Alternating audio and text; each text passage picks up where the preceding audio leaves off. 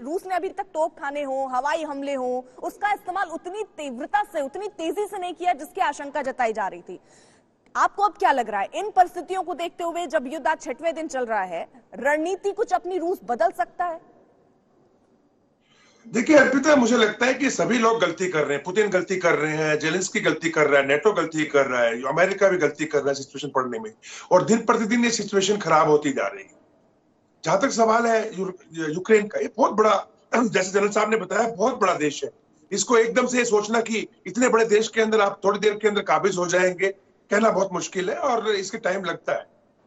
जहां तक पुतिन का सवाल है, देखिए अभी जो सिचुएशन डेवलप होती जा रही है, जिस स्टेज पे अभी रूसी सेना पहुंच चुकी है अर्पिता, इनका वापस मुड़ना नामुमकिन है और ये सोचना भी गलत है। लेकिन हो क्या रहा है कि चीजों को और भड़काया जा रहा है, उकसाया जा रहा है।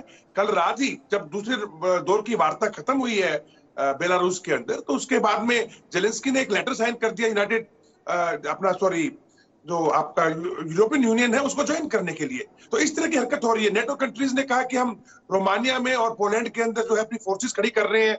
अब बहाना यह है कि आर्टिकल 5 के तहत अगर कोई नेटो कंट्री पे अटैक आएगा तो सब मिलकर लड़ेंगे, और अगर रूस ने जो है कोई साइबर अटैक भी किया तो उसका भी जवाब हम आर्टिकल 5 इस्तेमाल करके देंगे। उधर अमेरिका ने जो है वो अपने न्यूक्लियर बॉम्ब जो है वो तैनात कर दिए हैं, उसको रेडी कर दिए हैं, और वो कहता है कि मैं दुनिया को मरते नहीं देख सकता। कल रात को जैसे आपको पता होगा, सुमी के अंदर एक फादर ऑफ ऑल बॉम्ब यानी जो वैक्यूम बॉम्ब है वो इस्तेमाल कर दिया गया है। यानी जो कि एक तरीके से कह लीजिएगा कि एक तरीके से टैक्टिकल न्यूक्लियर बॉम्ब भी मान लीजिए उसको। सिर्फ ये है कि उसमें रेडिएशन नहीं निकलती, लेकिन तबाही तो उसी लेवल की होती है। तो कल सुमी के अंदर उसको इस्तेमाल कर दिया गया। ये चीजें दिन पर दिन बढ़ती जा रही हैं और कोई भी इनमें से एक दूसरे को समझने की कोशिश नहीं कर रहा है। पुतिन का जहां तक सवाल है, उनका बिल्कुल क्लियर है कि नेटो कंट्रीज को मैं अपने देश की सीमा के साथ कहीं पे भी ऐसा डिप्लॉय नहीं होने दूंगा या जगह नहीं लेने दूंगा जो रूस के लिए खतरा बने। दूसरा, अब सिचुएशन यहाँ पे पहुंची हुई है कि वो कहते हैं कि यूक्रेन की जो मिलिट्री है उसे डीमिलिटराइज होना ही पड़ेगा। और जहां तक सवाल है उनका जो पुतिन बोल रहे हैं कि जो भी हमने पहले लिया था सिचुएशन है पहले ग्राउंड की, चाहे ईस्टर्न में आप डॉनबास की लगा लीजिएगा, उसको यूक्रेन को मानना होगा। और उनका कोई इरादा नहीं है यूक्रेन के अंदर बैठने का, और बैठ भी नहीं पाएंगे, नहीं तो अफगानिस्तान वाली हिसाब किताब हो जाएगा। सो अर्पिता, जो चीजें जो बदल रही हैं उसके अंदर मुझे लगता है कि इन सबको दुनिया के लिए और मानवता के लिए इन सब इकट्ठा होकर के सोचना चाहिए, देखना चाहिए, एक दूसरे को समझना चाहिए। यही सवाल है महत्वपूर्ण मेजर जनरल राजेश सिंह जी, क्योंकि यहाँ पर ये देखिए, अब जो यूरोपियन यूनियन के सदस्य के लिए यूक्रेन ने आवेदन किया है, इससे किस तरीके से हम समझे। अब कई ऐसे देश हैं जो हथियार दे रहे हैं, जैसे यूरोपियन संघ, जर्मनी हथियार भेज रहा है, ऑस्ट्रेलिया यूक्रेन को हथियार खरीदने के लिए फंड देगा।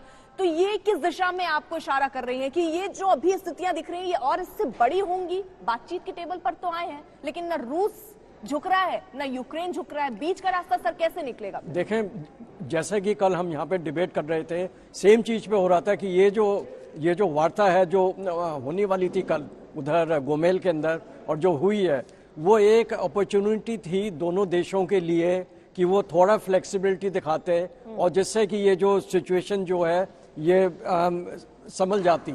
पर अब हुआ क्या है कि उसके अंदर ये जेलेंस्की कह सकते थे कि ठीक है, हम ये जो है कंसिडर करेंगे जो आप बोल रहे हैं, और जो रूस है वो कहता है ठीक है, हम सीज फायर कर देते हैं अभी, और इसके बाद में जो है ये वार्ता आगे चलती रहेगी और स्थिति को जो है कंट्रोल कर लेंगे। पर अब हुआ ये है कि रूस अपने जो उसके जो स्टांस हैं, जो 3 वो पॉइंट्स हैं, उनसे वो हिल नहीं रहा। दूसरा जो है, ये जो जेलेंस्की हैं, इन्होंने अपने आप को और ज़्यादा उनके साथ दिखाने के लिए, ये जो वेस्टर्न कंट्रीज़ के साथ, उन्होंने एक एप्लीकेशन दे दी कि भाई हमें जो है यूरोपियन यूनियन के अंदर शामिल किया जाए एज अ स्पेशल केस। पर वो भी जानते हैं और सब लोग जानते हैं कि वो कंडीशंस, उनकी टर्म्स एंड क्राइटेरिया ऐसे हैं कि उसके अंदर सालों लग जाएंगे।